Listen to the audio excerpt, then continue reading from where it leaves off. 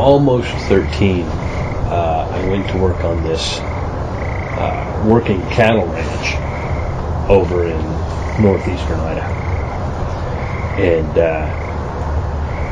the guy who ran it, Dave, was just a hard man. He was a rancher his whole life. His dad was a rancher his whole life, and he was just a hard ass. Old Red Eye was a bull. He was good size. I bet. Now remember, I was little, but a large bull weighs about 1,200 pounds, and Red Eye was larger than a large bull. He was just huge, massive, massive thing. He had one horn and one eye, and his eye was bloodshot red all the time. Something had happened to him when he was a calf. I don't know the story behind Red Eye, but he was a big, ornery, just pain in the ass. And we're standing out there in the corral, and we're trying to get Red Eye into the chute, and he won't go in the chute. He won't go in the chute for nothing. We're kicking him, we're punching him, we're hollering, hooting, clapping our hands, and old freaking Dave pulls out the cattle prod and jabs old Red Eye in the ass a couple times. And Red Eye is just not moving. He just will not move. And Dave, who was under normal circumstances a very balanced and pretty good-tempered guy, but he started getting mad, and he started hitting this bull, and punching it, and yelling at it, and he grabbed this bull by the head, by the horn, and started to drag him into the chute. Red Eye wasn't having none of it, and shut Dave off. And Dave, he fell down, and he got up, and he cussed at the bull, and I don't even remember what he said, but he hauled back his right hand and drilled that bull right between the eyes, punched the shit out of this bull. I swear to God, it broke Dave's hand. That bull went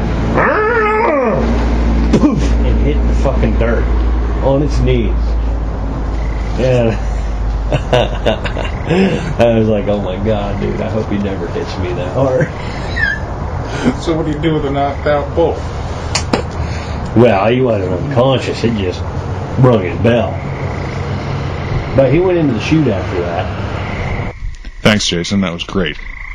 Now let's listen to a piece from Matt Snyder. We're on a prescribed fire in Bandelier National Monument before I went out to work on the crew there the year before. And I'm in charge of, what was I doing? I was in charge of holding. So I was supervising a bunch of people that are trying to keep the fire where it belonged and not where it didn't belong. And one of the gals that's working for me calls me on the radio. And she's a pretty tough girl. She's a firefighter, and had been for a long time. And she sounded really shaken. I was like, I wonder what's going on. And all she said was, I need you to come up the line and meet me. And you'll run into me, and there's something that you have to take care of here. I cannot deal with it. So I go walking up the fire line, and she's standing with her heels kind of backed up against the green side of the line, the side that's not burning, and looking down between her feet. And between her feet there is a very small rabbit that had gotten caught in the brush when we lit it. And all of its hair is burned off. Its eyes are burned over, and it's running around in circles in the middle of the fire line, making the horrible bunny in pain noises. And she looks at me and says, you have to do something about this. I can't handle it. I said, okay. And I'm carrying a fire tool that's basically, it's a cut-off shovel, a shovel with a squared-off end on a 180-degree rotating bracket, so you can turn it flat on itself or at a 90-degree angle to the handle. So I turned it to a 90-degree angle to the handle, and I'm thinking, all right, I'm just going to hit this thing in the head and put it out of its misery. And I rear back and swing at it. Yeah. I can hit things pretty hard with a stick when I need to. And one of the things that you do when you make your living with a hand tool is you take good care of them. So you always have a really sharp edge on a tool. I rear back and hit this thing, intending to hit it in the head, and miss, and hit it right behind its shoulders, and cut it in half.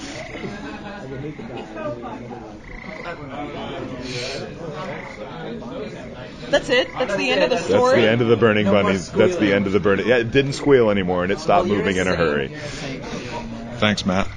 This is Dave of the Southtown Gyms saying, hey, check out that new intoxicating groove from the Southtown Gyms.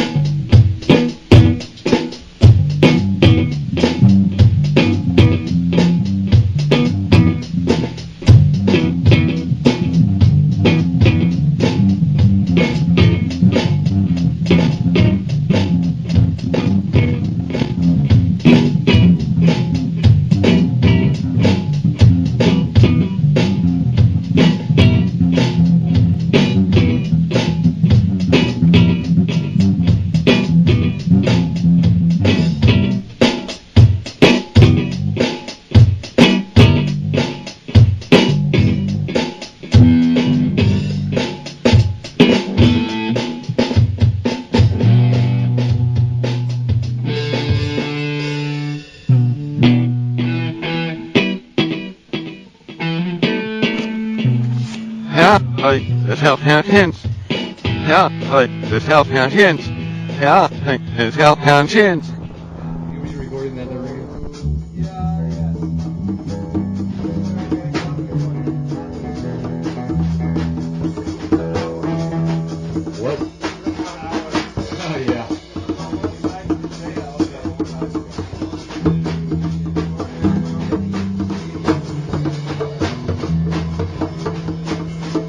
Oh, I got an animal story. I got a cat story for you.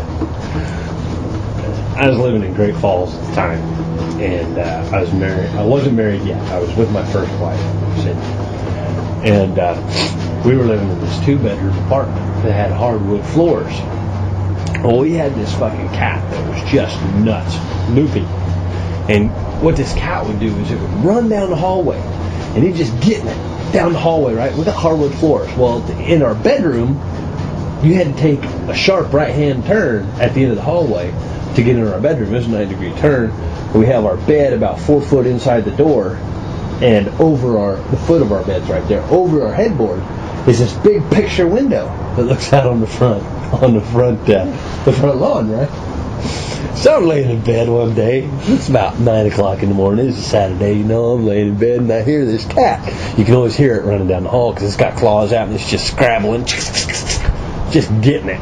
And this cat comes sliding around this corner, just full speed, buddy. And I'm laying there in bed, I'm looking down at my feet, and this cat comes just barreling up over the bed, runs right up over me, runs right over my face, and bam! Just head first into that fucking window, dude. Cat goes, he falls down and does a little leg twitch, a little on the pillow next to it. I'm like, holy crap! I'm just laughing my ass off. My wife, my girlfriend at the time, Cindy, she comes in, she says, what was that? I said, the cat just took a header into the window. And she's looking at the cat. The cat's still sitting there kicking on the pillow, going, my wife, she comes running over to this cat because she loves this cat. She comes running over to the cat and she goes to grab it, and it like freaks out and just jumps straight up and poof, off it goes. Down the foot of the bed, out the hall. And I was like, holy crap, dude. Cat's insane. The cat kind of met a bad end, though. You can understand why. He got his head slammed in the toy box.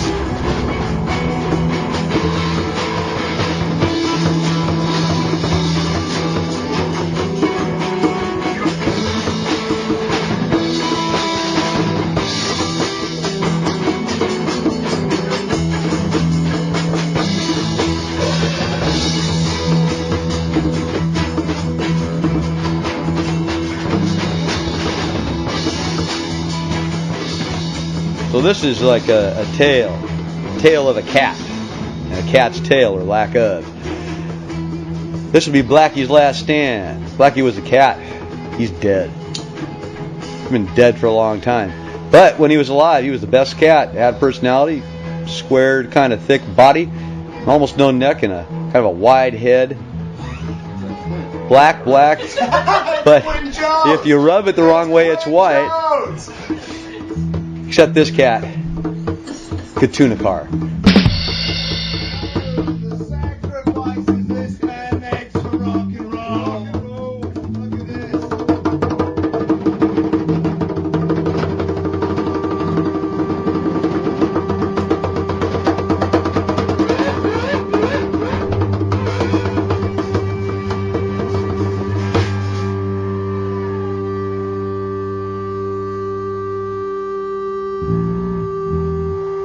And that exciting groove was the band formerly known as the 12 Bar Taquitos.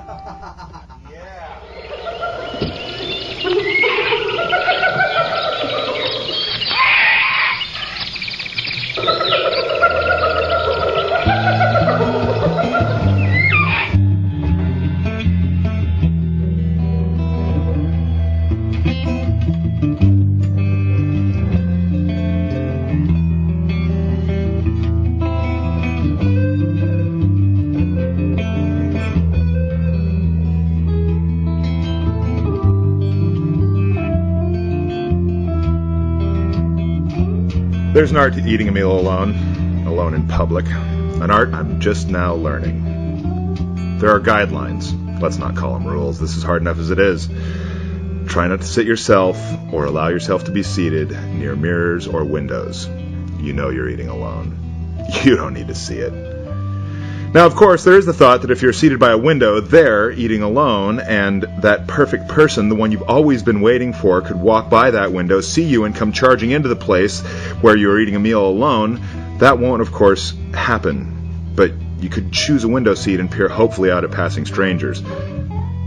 You only look more desperate than you really might be. But that's your business. I don't care for that kind of thing. I don't care for you, especially if you're going to have that attitude.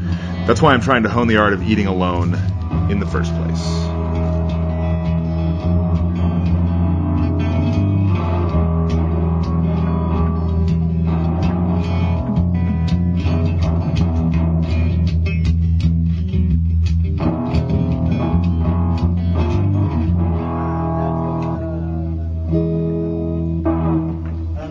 Meanwhile,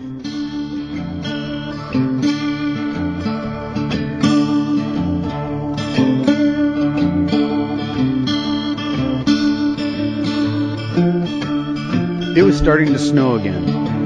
The sun would set in about 30 minutes. Thanks to the clouds, it was already too dark to see what we were doing.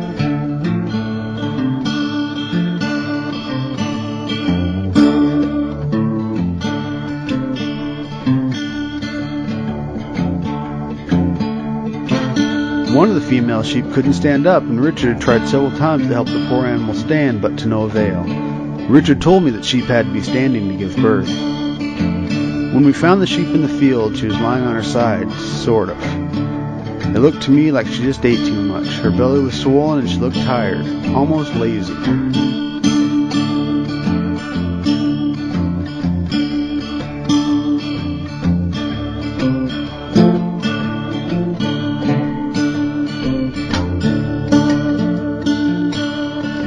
Richard pulled back some of her wool and asked me to take a look. Mixed with feces, I saw a pinkish, gelatinous substance. Shouldn't be an afterbirth until after the birth, Richard said. It could be a long night. I've had to go in after them before. It would be a shame if it was born dead, he said as he closed the gate behind me. That was Jason Chastain reading from his latest work, Group Editions.